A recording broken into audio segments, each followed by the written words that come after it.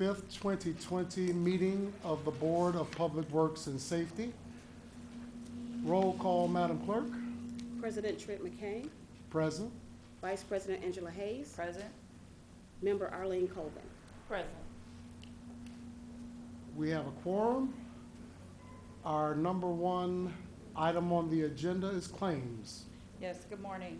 First, I'd like to start off with the ratifications. The first ratification is for payroll that was paid on January 31st. The total payroll was $1,514,118.95.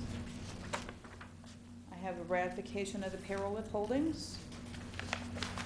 And those withholdings totaled $79,563.08. Next, I have a ratification of claims, two of them, from January 31st, and that was for the general fund for $4,427.85. And the last ratification I have is for claims that were paid February 3rd. And that was for Fund 232, which is Motor Vehicle Highway, for $43,771.84. And Fund 279, the Genesis Center Operating Fund, of $5,644.74. I would like to make a motion to ratify the payroll holdings, and claims as submitted.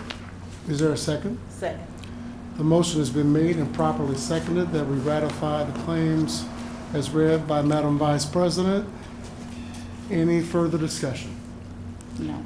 Hearing none, all those in favor signify by saying aye. Aye. Aye. Any opposed? Motion carries. Next, I have approval of claims for payment on this Friday, February the 7th, and they are as follows. The general fund of $209,144.81. Fund 223 Comp Court of $1,383.68. Fund 231 Local Road and Streets, $38,369.33. Fund 232 Motor Vehicle Highway of $51,828.54. Fund 240 Health and Human Services, $573.40. Fund 250 Park Department, $6,870.32. Fund 254 Vehicle Auction of $5,689.03. Fund 261 Community Development, $39,216.88. Fund 267 Fair Housing, $147.25. Fund 408 Fire Capital Equipment of $4,602.86. Fund 823 Consolidated Area TIF, $71,500. Fund 826 Lakefront TIF, $123,937.36. Fund 849 is the Northwest Indiana Tobacco Grant, $1,324.54. Fund 860 is the DOIT non-reverting of $566.21. Fund 212 Home Program of $539. Fund 224 Ambulance non-reverting, $34,188.26. Fund 279 Genesis Center Operating of $578.44. And lastly, Fund 730 Police Pension of $83.45. Claims to be paid this Friday of $590,543.36. I make a motion to approve the claims as submitted. Is there a second? Second. The motion has been made and properly seconded that we approve the claims as read by Madam Vice President. Any further discussion? No. Hearing none, all those in favor signify by saying aye. Aye. Any opposed? Motion carries.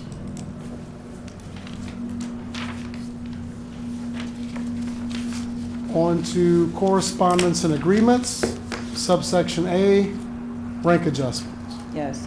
I have a memo here from Police Chief Ligon requesting that the following nominations and adjustments should be made effective as of the dates indicated below. Lieutenant James Bodnair retired from his position as police officer effective January 18th, 2020. With Lieutenant Bodnair retiring, the below-listed officers are next in line for promotional eligibility.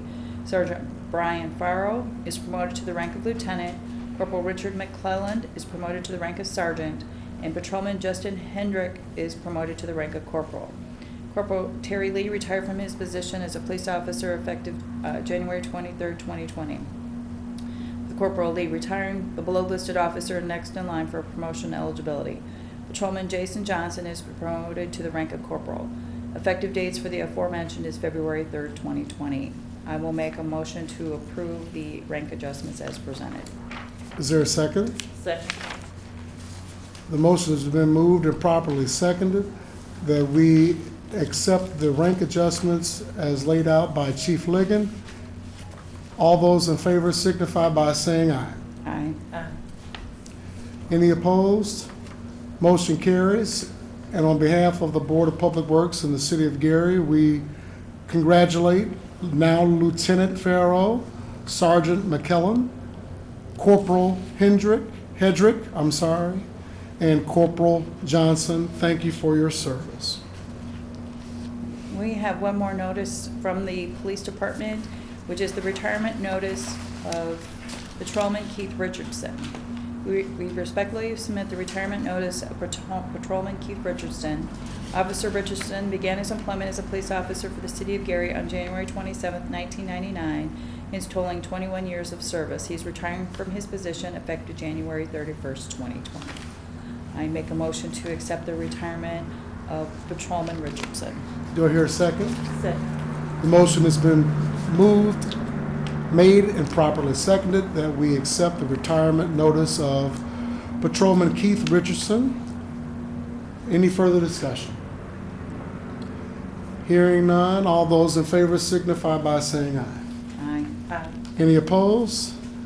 The ayes have it. Motion carries. And Patrolman Richardson, we thank you on behalf of the citizens in the City of Gary for your 21 years of valiant service.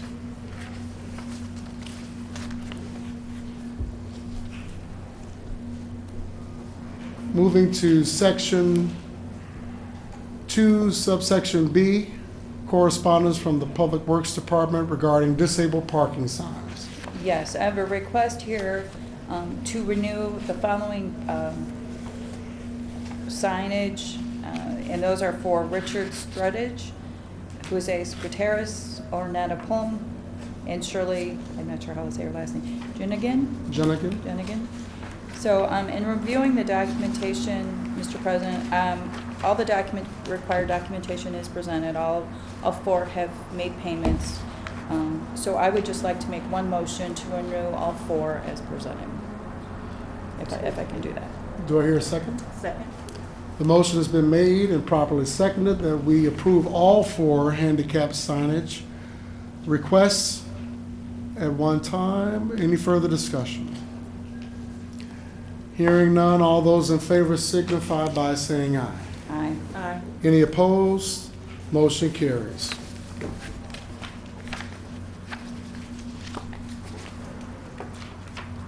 Subsection C, correspondence from the Communications and Media Department regarding the contract with Steel Shores Media, Inc.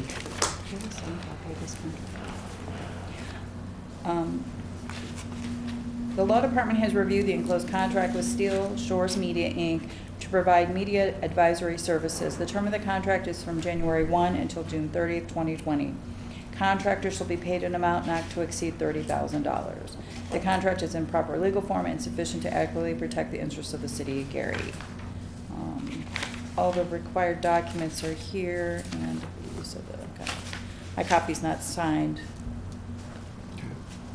We can get that signed today. Okay. Is my okay, so I'll make a motion to award the contract contingent upon the vendor signing. Okay. Do I hear a second? Second. All right. The motion has been made to accept the contract subject to the signature of the contractor. Any further discussion? Hearing none. All those in favor signify by saying aye. Aye.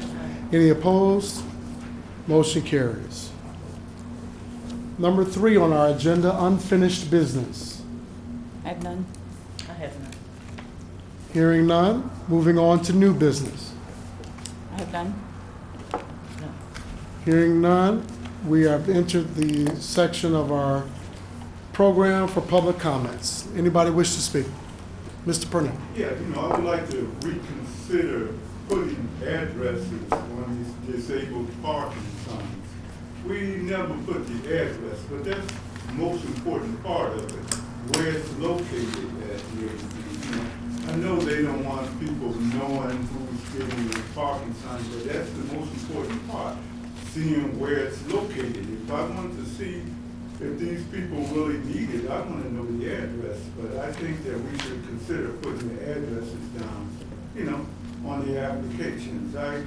Hopefully they send the neighbors, you know, a letter requesting should they get it. But, you know, in my particular block, we have 3 people that have disabled parking signs, you know. I really don't think they really need it.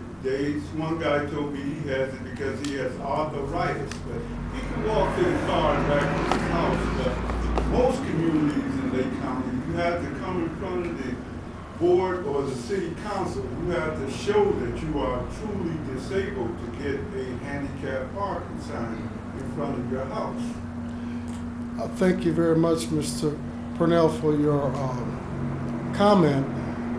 According to our residential handicap parking sign policy and application, the applicant must provide a valid vehicle registration, a letter from a physician, a handicap placard, and a valid Indiana license. So there is a process in place for that, and they do have to show documentation from a physician to show that they need it. Some of us are more capable than others, Yeah. but we don't question the eligibility of the applicants if they have provided all those things required by the city. Okay, but you know, I have a couple people, the reason why they have handicap parking signs is that they don't want anybody parking in front of their house when it snows. You know, things like that, but you know, and I would like to know, how many disabled parking signs are there in Gary? We have quite a few, you know. City of Crown Point, they said they only have 12. I don't know the answer to that question, sir, but we could find out. Find out, okay, I'm sorry. No, that's no problem. That's what the process is about. Any other public comments? Yes, Mr. President. Mr. Nowacki. My name is Jim Nowacki. I live in the 2nd District. And first of all, I want to join in congratulating the officers who've received promotions and a long, safe retirement for Patrolman Keith Richardson and his retirement. I did want to bring to the board's attention a condition on 7200 block of 9th Avenue. Many residents noticed the right-of-way flooding, deep flooding on properties in the area, and all of it is comes from a condition created by Gary Material Service, who owns a parcel on 7200 block of 9th Avenue. The reason I bring that up today, I brought it up at the City Council meeting yesterday, is because Mr. Kreitzer and the Gary Material Services have put in a bid for an adjacent property to continue I think the unwarranted, the illegal, I'm going to call it illegal, filling in of those areas.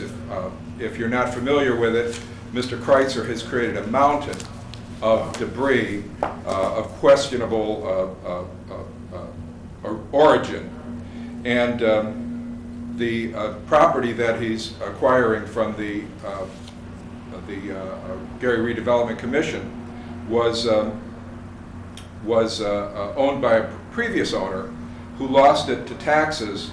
He had a fire on his property, and then the assessor's office, the Calumet Township Assessor's Office, doubled his assessment. He had fought it for years, eventually lost it to the tax sale. Now the Redevelopment Commission has acquired it and is prepared to transfer it now to Bill Kreitzer. The reason that is very suspicious to me is, of course, he's one of the previous administration's largest contributors, but this is a process that appears to have been contrived. In other words, he needed that. He started the landfill illegally. He's continuing the landfill illegally. He's contributing to blight in the community and flooding on the right-of-way. Then there was the efforts of officials to create a situation where the previous owner lost the property, now he's acquiring it.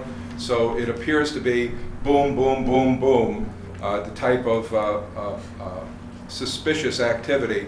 And the end result, instead of it being a benefit to the city, is going to create a legacy that the city is going to have to is going to be burdened with addressing. This illegal dump site will have to be, like so many other sites in the city, once we've given it permits, now we're responsible for it. So I'm going to urge the Board of Public Works and Safety to exercise whatever authority you can over the Gary Redevelopment Commission. Take a look at this suspicious site and give some effort to number one, preventing Mr. Kreitzer from acquiring the property, but also holding him responsible for mitigating and eliminating the blight that he's already created. Thank you.